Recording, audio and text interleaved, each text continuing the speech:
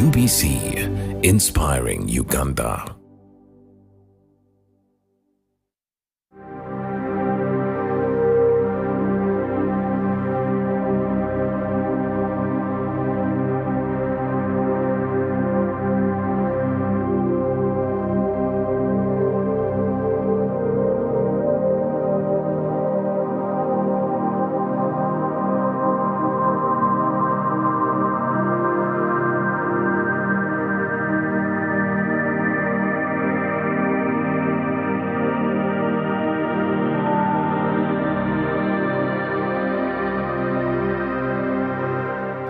I'm Professor Florence Mirembe, the Dean of School of Medicine at King Caesar University. I'm happy to be here today to take you through the journey of King Caesar University and particularly the School of Medicine. King Caesar University was established in 2011 and has run for these almost 12 years. King Caesar was established to actually train and add value to the graduates of this country. And talking about medicine, it was recognized that early, or even before the initiation of the school, that the number of doctors to the population of this country is still low, and therefore we need many more doctors or health professionals to continue looking at our populations, which are actually disadvantaged. King Caesar has a big vision, and the vision is to be recognized as a moral rearmament, wealth multiplication, innovative, and research-driven. It has a mission, and the mission is to produce upstanding health professionals that will pursue research, teaching, learning at international level, and be responsive to local and global health needs of the populations. The school, therefore, aims to train health professionals. Although we started with the School of Medicine, all other health professionals are actually being thought of, and there are plans to ensure that we get those on board, but with time, to ensure that everything is ready for them. This School of Medicine is an interesting school. It started slow to ensure that the facilities, the resources that the university has were actually sufficient to appropriately train the medical professionals to the standards of Uganda as well as international standards. We draw our students from all over the world. We have very many students, and I think we have about 16 nationalities who are part and parcel of our students here.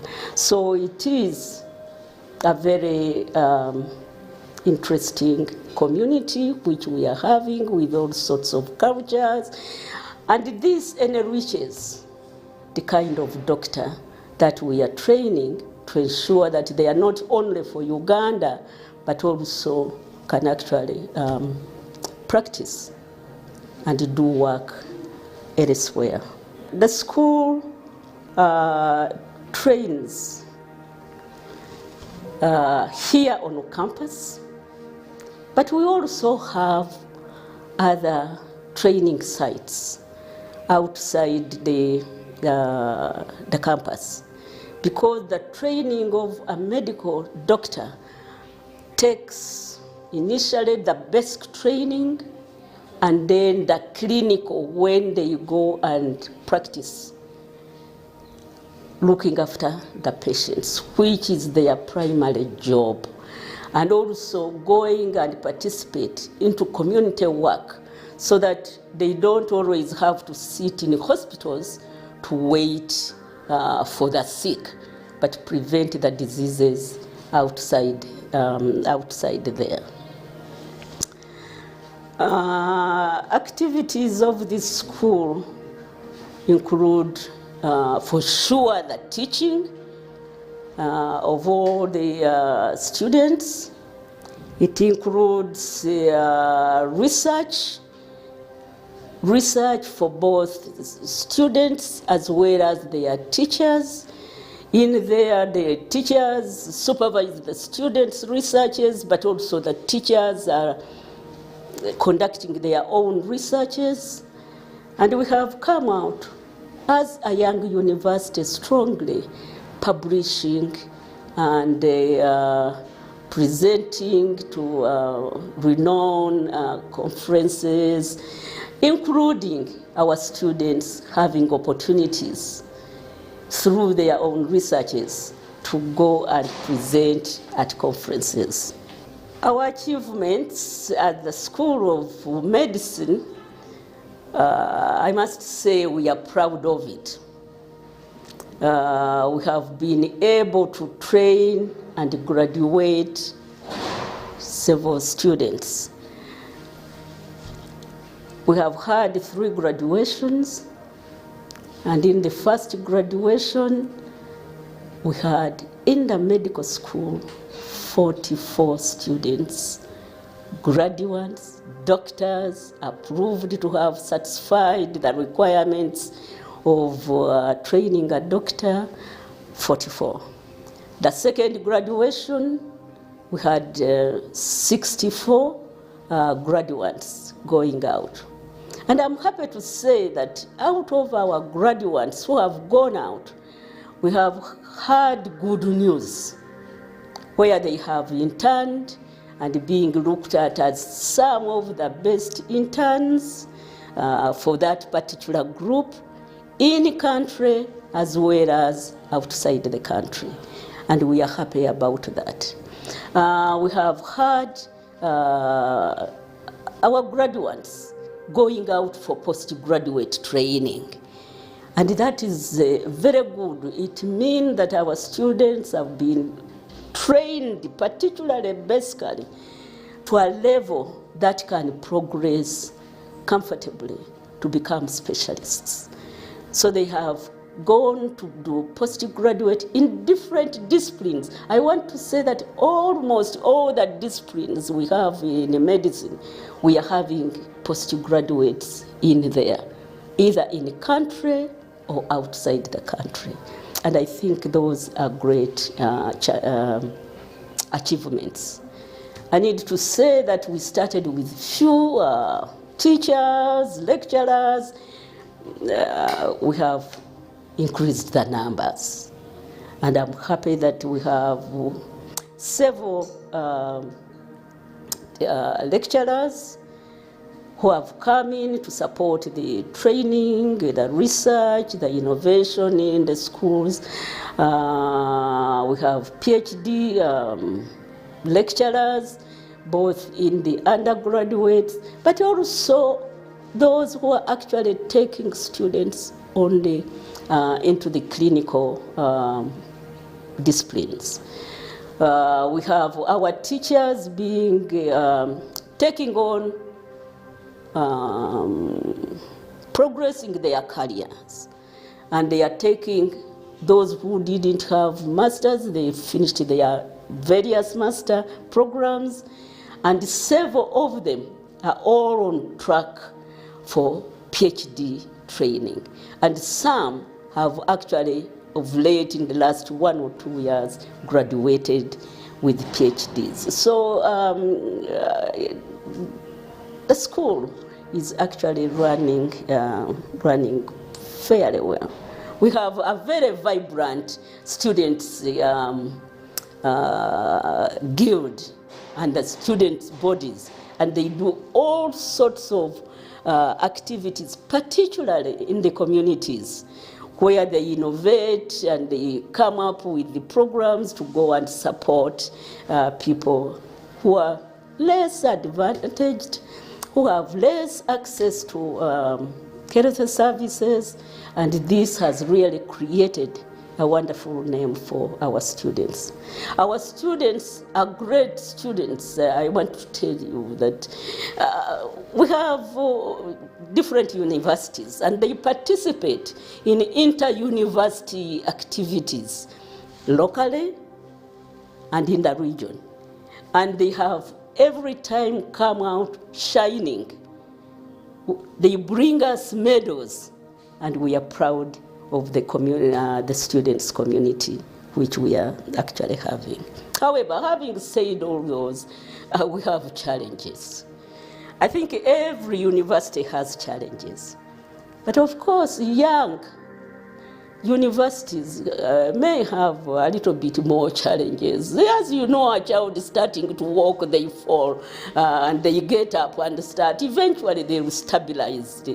And we have a bit of challenges. The kind of challenges that we have, I must say that we started with a problem or challenge of having fewer staff. Acceptable to train in the university, but we have done all that is possible, and at the moment we really have staff. I want to say that one, in the basic sciences, usually you tend to find that you have fewer people in the basic sciences. And in the universities, say in Uganda, we are like sharing the basic science teachers. But we are having a very good share. And now we are strong enough that we are going to be servicing some of the other universities with the basic science teachers. Two, I want to say that when it comes to the practical side or the clinical training of our students, we don't have a hospital of our own. Now that is quite a challenge because we have students going through hospitals around town and now outside Kampala. We go to Mulago, which is really our main teaching place for surgery, for all the subspecialties, for pediatrics. We go to Kawempe National Referral for obstetrics and gynecology. We also go to Chirudu for medicine and part of the medicine in Mulago. We go to Kayunga to take some of our students for different disciplines. So we can see that our students are sort of scattered. That's a challenge. It's a challenge in coordinating the clinical training because they are all over the place. But we are trying to, we've got over that by getting a clinical coordinator who is on the run to see that wherever the students are, we know exactly what is going to, what is happening to them. But it also creates a problem for our students in that these 8 weeks they are running into the direction of Chirudu. In the next 8 weeks they will be running to Kawempe. So they are not quite stable that they move from one place and go to another place. So transportation might actually is a problem to our students. The next challenge we have is that we don't have residential accommodation for our students.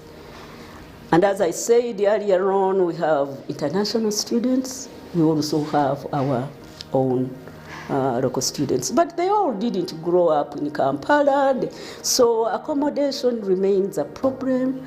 Although we try as much as possible through the estates department to get to know where students are. It's not quite a guarantee that we guarantee security for them, that we guarantee food, that we guarantee. So that lack of accommodation for them remains a challenge. If they get sick, sometimes you hear a little later than when if they were in a residential, common residential place where they can actually call on their colleagues much more easily. Now, having said that, I would say that currently we are planning for a graduation, which is supposed to be there on the 23rd of March this year. The School of Medicine currently has 110 students who are qualified to actually graduate, and we are really looking forward to having those students graduate and go out to do their internship and then go out in the world to meet, to work and serve the world. Future plans of the school. I think one of the biggest challenges which I missed out there is that on the clinical side, we still have fewer specialists who are actually ours as King Caesar. We are making all possible efforts to ensure that we staff each of the department with our own specialists. We do use and appoint specialists in those facilities to beef up the few numbers which we have as King Caesar lecturers. So we are working tooth and nail to ensure that we have more specialists who are ours, who are clinicians, and we think that that is going to benefit the students much more. I appeal to everybody who knows specialists who are seated there and can actually come and work with us, part-time, full-time. They are all welcome. We all would add value to the graduate who comes out of here. We thank our colleagues and the institutions where we are training our students. It's a big undertaking to be training students and ensuring that there are facilities which allow the students to be appropriately trained.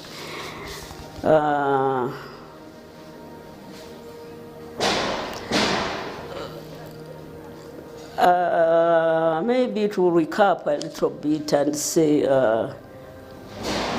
graduates in the School of Medicine, we all graduate as doctors. They are not in specialties, because we all do a basic degree which ensures that you cover, I wish to say all, but I must say you can never cover all.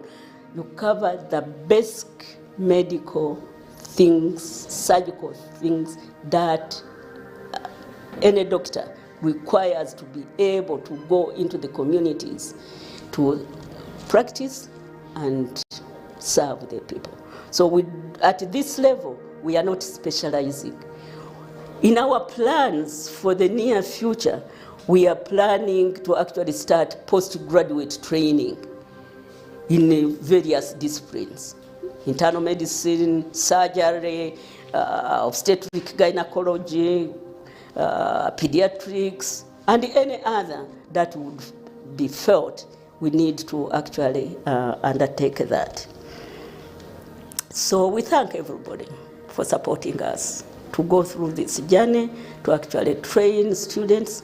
It is humbling and applied to all of us and to all the our teaching institution, to see that your students actually get out as good students and as doctors whom you can trust yourself to treat you. And I think that is the most important thing, that the doctor who comes out of this university should be a doctor whom I would walk to or recommend somebody to go and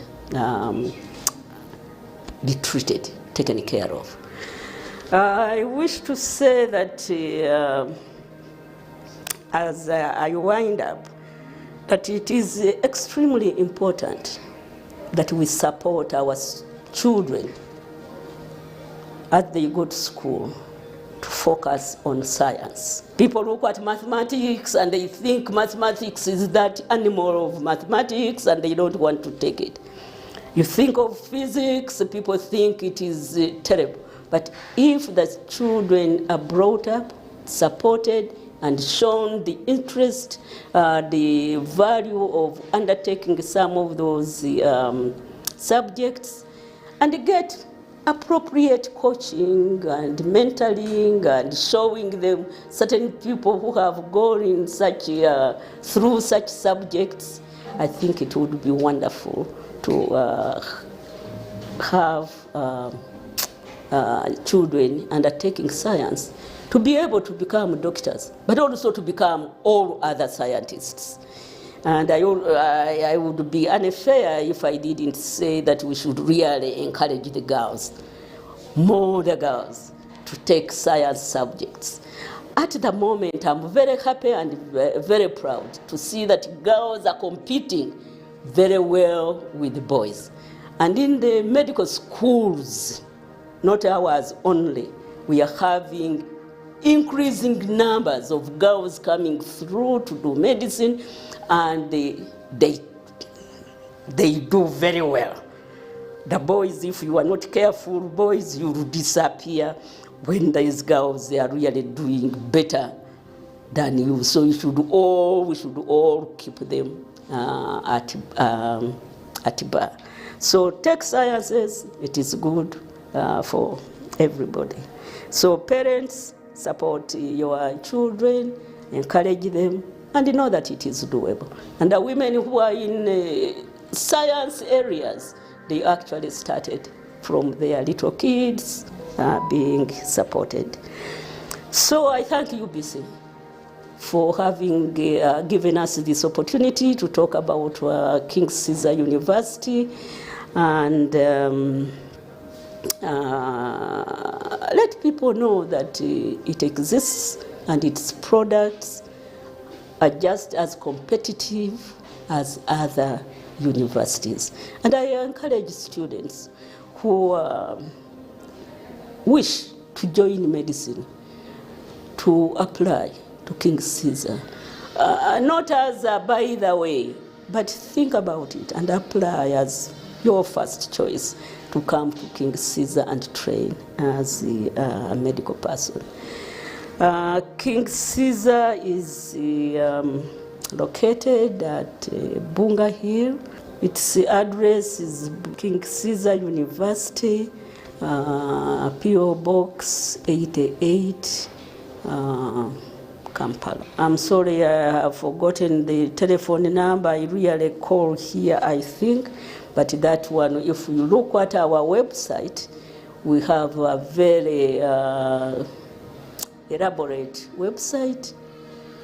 The rest of the details of the university can actually be found. I also want to say that even for admission, you can look at the website.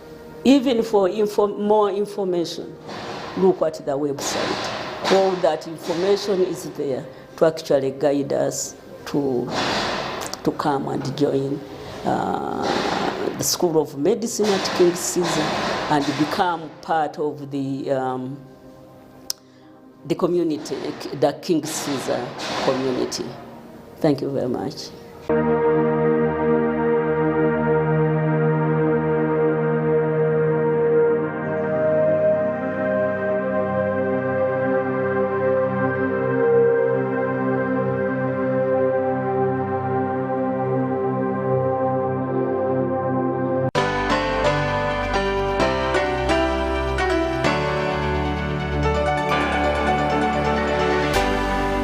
UBC, inspiring Uganda. This isn't just a girl. She is the future. This is a teacher.